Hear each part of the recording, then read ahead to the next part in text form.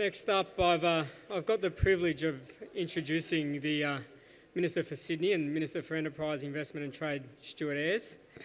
Someone who's been at the forefront of the region's growth and jobs agenda for some time now, and someone who's not just been a champion for business, but a champion for basically getting stuff done. We heard earlier from the principal of James, Rachel, who talked about the importance of communication. Communicating in real terms what this government investment really means. For me, one of the greatest strengths of the Minister, and we've seen it in his work with the Aerotropolis, is that he's great at explaining how all of this stuff translates to real jobs, real opportunities. For me, he's not just the Minister for Western Sydney, but he's the Minister for keeping it real. So the Dialogue's been lucky enough to have a great relationship with Minister Ayres since our inception more than 7 years ago. And over that time, he's consistently shown that he understands where the region's been, understands its history, understands its people, but more importantly, understands where it's going. Please welcome Minister Stuart Ayres, Minister for Western Sydney.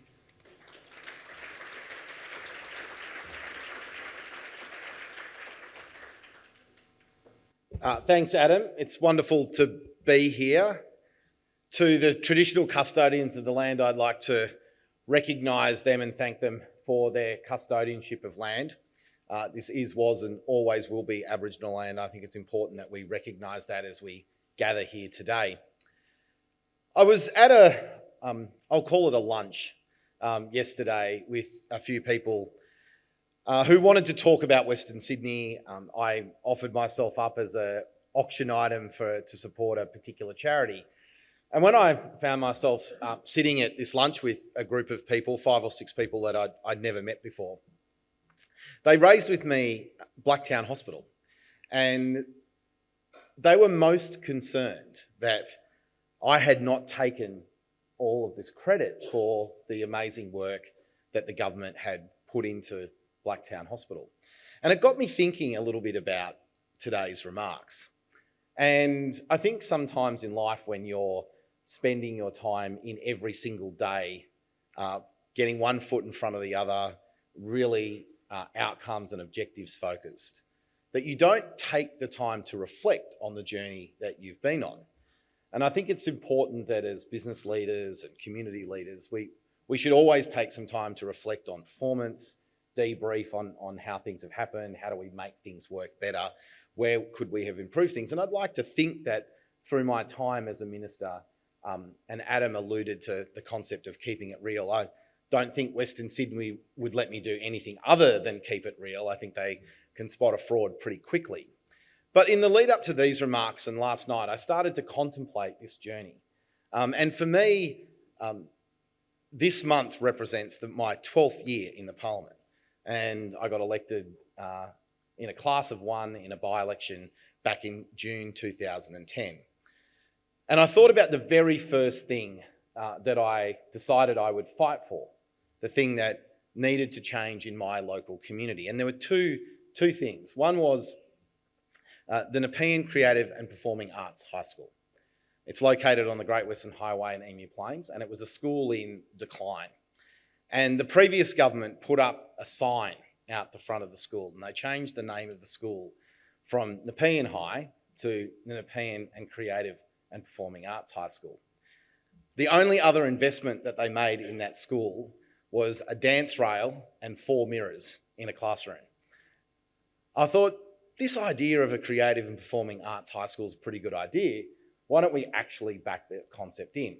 And the very first commitment I made in my local community was the Nepean Arts Centre, which is now a building that is at the forefront of what that school does. And it's gone from being a school that was in declining population to now having over 1,000 students and has grown year on year in the last 7 years. The other big contest that I had when I first put my hand up to run for Parliament was a safe pedestrian access over the Nepean River. The Victoria Bridge is a terribly old bridge with a tiny little footpath that links the eastern and western sides of the Nepean River.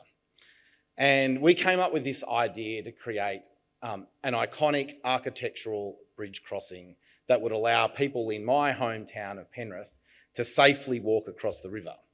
The other thing that this bridge also had a unique capacity to do was allow people to actually see the river, because the old box girder design of the Victoria Bridge was basically sheet metal for about 2.5 metres. So there's this 5-kilometre vista down in the Nepean River that people in Penrith hadn't seen for 180 years. I got told that the bridge cost too much money, it was the wrong colour, we don't need it, you could spend the money on something else.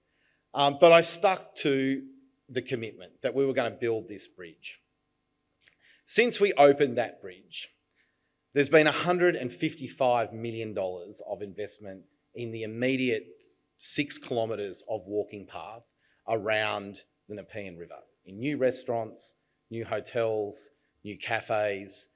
Some of it is led by government, new park spaces. I'm utterly convinced that that one piece of active transport infrastructure led to a catalytic investment by other governments and by the private sector. And then I started to think about these other things that we've done across Western Sydney. This very stadium that we're in today. I ran in the last election where every single street corner that was available had a poster on it attacking me and attacking our government for building this stadium. Like, they ran a campaign that said schools and hospitals before stadiums. Let's not kid ourselves. The opponents ran against this asset, they ran against the investment that's gone into Moore Park, and they're against the investment that's going into Penrith. That's the position that they took. We had to hold our ground once again. And then I thought about that hospitals concept. And I thought about Blacktown Hospital, the hospital that those guys spoke to me about yesterday. Then I thought about Liverpool Hospital, over $700 million there. Then Campbelltown Hospital, another 700. At Nepean, there's $1 billion of redevelopment taking place at that hospital. Westmead, the same thing. Every major hospital in Western Sydney has been substantially rebuilt, redesigned or redeveloped in the last 12 years. That's not by accident. Hanging off the back of that, and let's start just around the corner here, is now the Westmead Health and Innovation District. If you think about where we're going off the foundation stones that we've built over the last 12 years, there's probably no better example of it than the Westmead Health and Innovation District. And this budget that's being released next week will have $460 million for the relocation of the mental health facilities that have been in that precinct for so many decades into a new world-class mental health facility. But at the same time, it will free up hectares and hectares of new land for economic opportunity. When you think about the concept of Sydney University being based in that location, world-class research institutes being based there, and the wonderful convergence of both Aboriginal and colonial history to shape the future of what enterprise and the Western Sydney economy will actually look like, you don't actually have to travel very far. I also thought about that 2019 election, and I remember a day out here on the ground where we had to have a press conference to talk about this very stadium and why we could do this stadium and do other things. And I thought about this space that we're standing on. Here we're standing in the middle of a brand new sports, or relatively new sports ground. Wonderful stadium, has been a massive catalyst for activity across Parramatta. Across the road there's a new public school, or at least an old public school that we made new again. Underneath us is a motorway tunnel that's completely changed the way the M4 functions and the connectivity between East and Western Sydney. Down the road there's two wonderful private and public hospitals in the centre of the Westmead Health and Innovation District. That way there's a new light rail being constructed, and yes, we've committed to stage 2. The principles of us being able to do culture, let's throw in the powerhouse too, to be able to make those investments and sustain them over a long period of time doesn't happen by accident. If you drift a little bit further west and then you get into the Aerotropolis and around the Western Sydney Airport, it's really a complete game-changing concept. But this is not a competition between the central river city here in Parramatta and the Western Parkland city around the Aerotropolis. We've been able to find balance across Western Sydney. Once again, that didn't happen by accident either. that started with a really clear understanding around how we wanted to redefine the strategic layout of Sydney. And it started with the creation of the Greater Sydney Commission, which Premier Perrottet has now enhanced into the Greater Cities Commission to take the principles that we've learnt across the eastern Harbour City, the Central River City and the Western Parkland City and take those out into Newcastle, Wollongong and the Central Coast. Once again, building on the lessons that we've learned over the last 12 years. And we find ourselves now looking at what is going to come next in Western Sydney. And that's where we really do build on the foundation stones that we've built in outer Western Sydney and what we've already put on the ground here. So whether it is the Westmead Health and Innovation Precinct, the hectares and hectares of space, the thousands and thousands of jobs that can be generated there, and the millions, if not billions of dollars, almost certainly billions of dollars, that will be invested into that precinct, can then be carried west into what we're doing in and around the Aerotropolis, linking the southwest and the Penrith districts through a new international airport with new rail lines, new roads, and in this budget again, a recognition that we need to keep our eyes fixed on the future with a $260 million investment in the new Advanced Manufacturing Research Facility. So if you think back over the last 10 years, the message I want to give every single person here is that nothing in Western Sydney happened by accident. Nothing happened by accident. None of these things were delivered by the previous government. Some of them were spoken about, but at best they made a glossy brochure. But none of them were built. There was no Westmead Health and Innovation Precinct. There was no Parramatta Light Rail Stage 1 or Stage 2. There was definitely no stadium. There was no relocated powerhouse. There was no Western Sydney Airport. There was no Western Metro line. There was no Western Sydney Airport Metro line. There was no Aerotropolis. There was no Advanced Manufacturing Research Facility. There was none of those things. The last 12 years has been defined by a government that put Western Sydney right in the centre of its vision. And what it did when it did that is it discovered something that had been ignored by governments for many, many years. It discovered people. It discovered the citizens of Western Sydney. It discovered their enterprise, their innovation, their tenacity, their commitment. And it decided that these are a good group of people to invest in. Now, here's the thing that makes me most proud, is that off the back of that investment, those citizens of Western Sydney have paid us back tenfold. We now have the lowest unemployment rates we've ever had across Western Sydney. We've got the highest participation rates in education. We're now going to invest substantially in women and families across Western Sydney. And I know my colleague Matt Keane made remarks about that in his speech earlier. Because we want more women participating in our economy and we've got to be able to make decisions that enable that to happen. So here we are, ladies and gentlemen, 12 years on from the election of Stuart Ayres to the New South Wales Parliament, 12 years on, and I look back over a very, very different Western Sydney.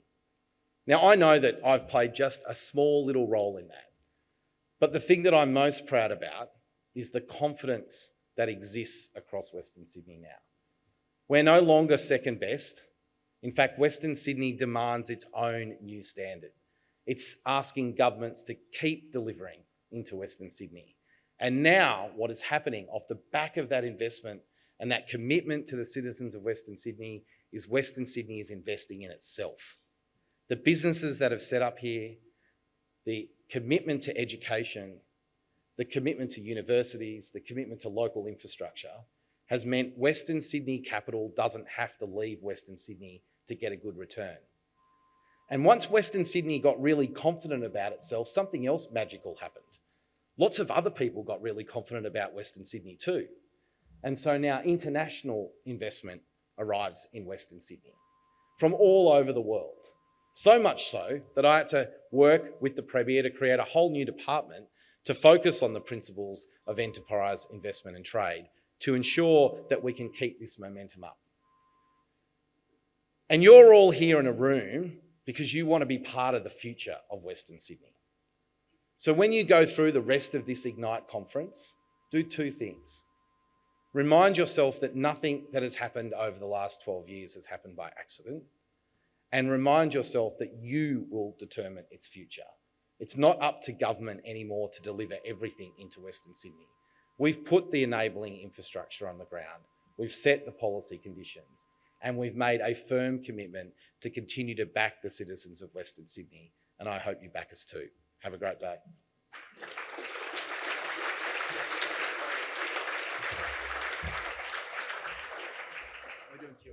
We are doing Q&A now, yeah. Thank you, Minister.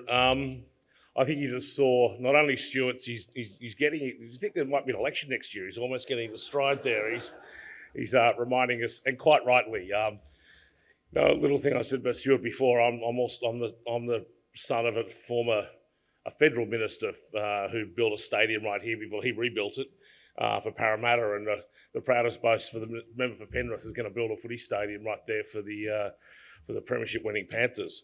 But I think as Stuart just laid out then, the concept of enabling infrastructure, government investing literally hundreds of billions of dollars in enabling infrastructure, part in combination with the federal government, mostly driven, and part in partnership with the private sector.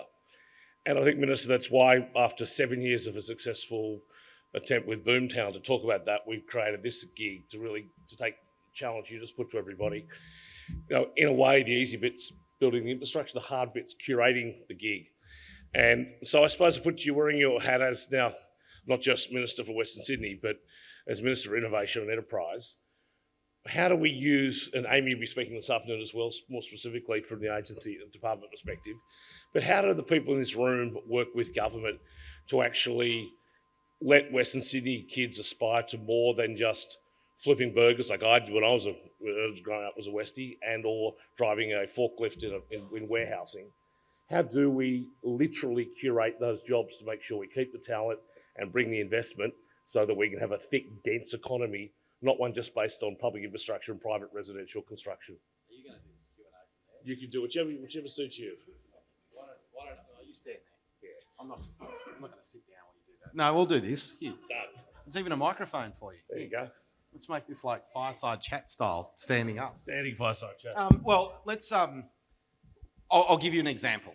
Because things happening in Western Sydney are no longer just theoretical; they're real. So one of the things we did at the start when we were thinking through what Western Parkland City and the Aerotropolis was like, we wanted to embed the concept of education right at the core.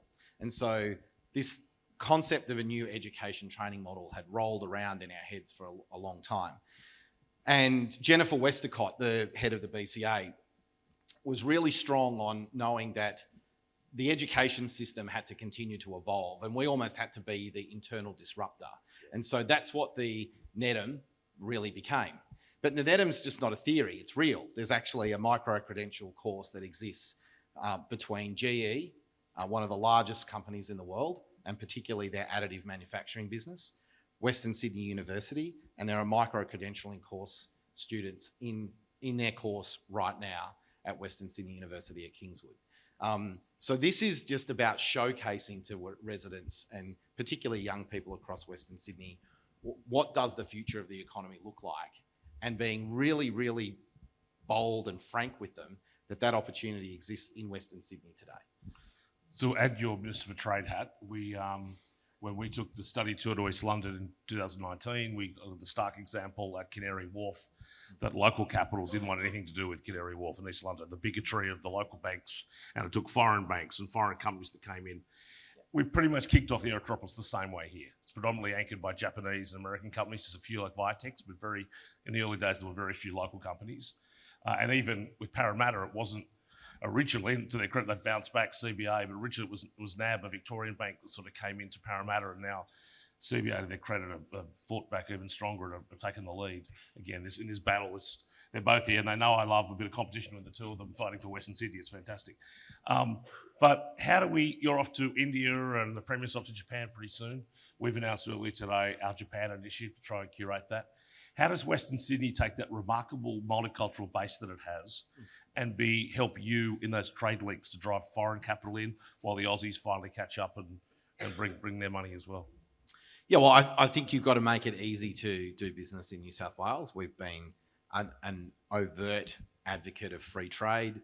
We've supported the Commonwealth government in all of its free trade engagements internationally and look to leverage those once they've been signed. We'll do exactly the same in India. And we'll continue to leverage those opportunities as they come out of markets across ASEAN, as well as North Asia and Japan and Korea. If I was going to offer one message to smaller businesses, and in fact, it's a startup culture, right? So Australia is not that big a market. And so if you really want to be a business that's going to continue to grow, and particularly from a technology perspective where software and hardware interface more than they ever have, my strong advice to any of those businesses is to think about themselves as global businesses. And that's really what startups have as a cultural issue or a cultural element that's ingrained in them from the very beginning.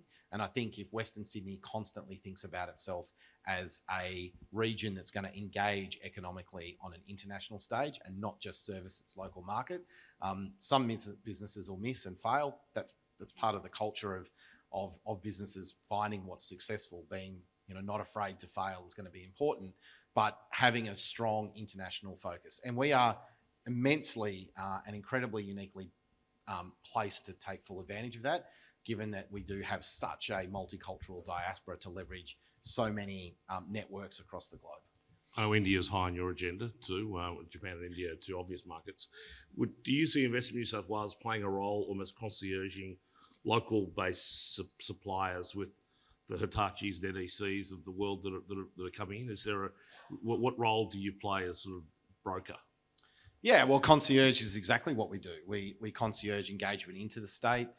We try to put investors in contact with potential investment opportunities.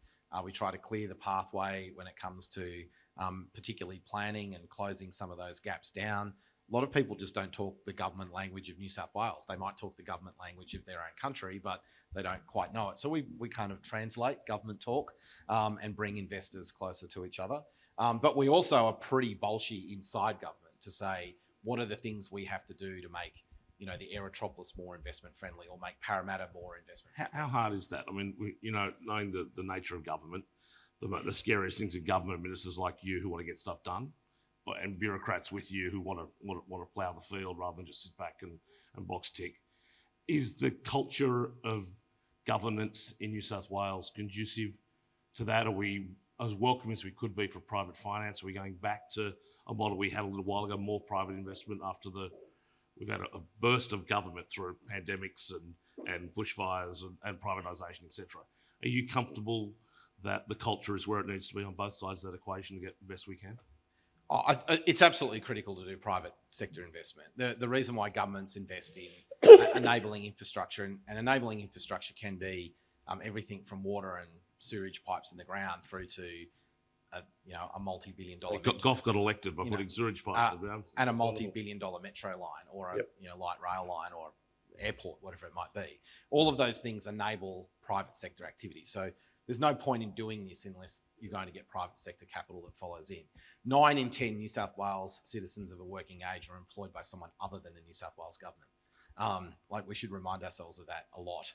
Whilst we have the largest singular workforce in the state, 9 out of 10 people don't work for us. And so if you want people employed, they've got to be employed by a private sector business. So private sector businesses that are profit making, that's good. If they're making a profit, they reinvest back in their people and they continue to grow. So what are the conditions that we need to create in New South Wales to allow businesses to profit and bring that entrepreneurial, that enterprise spirit?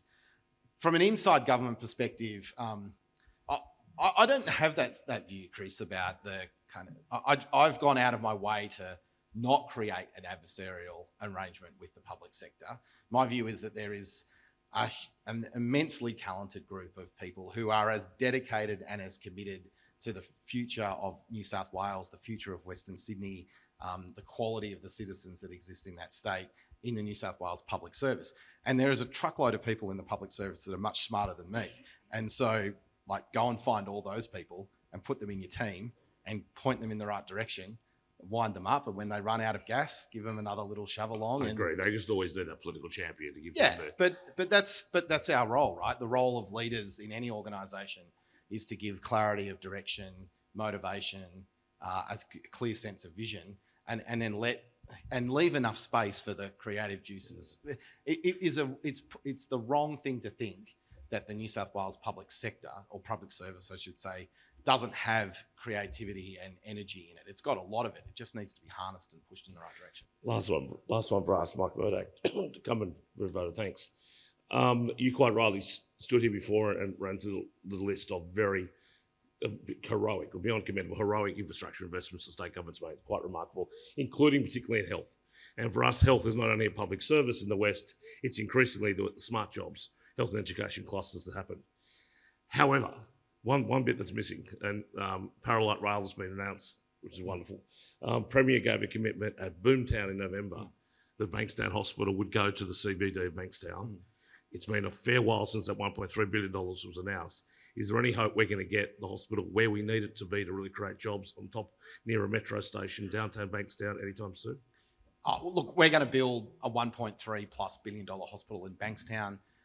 We're just working through the final details of location. I don't think there's a perfect site anywhere in that part of the world.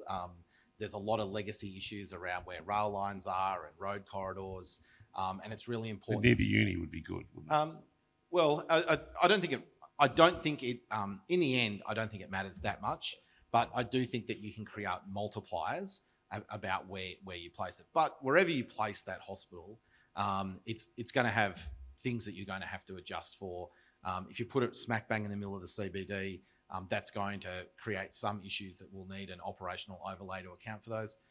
If it went somewhere else, then you want to build strong connectivity. But we're pretty close to that. Great. What's most important there, Chris, in my view, is it's another major hospital in Western Sydney that wasn't there 12 years ago.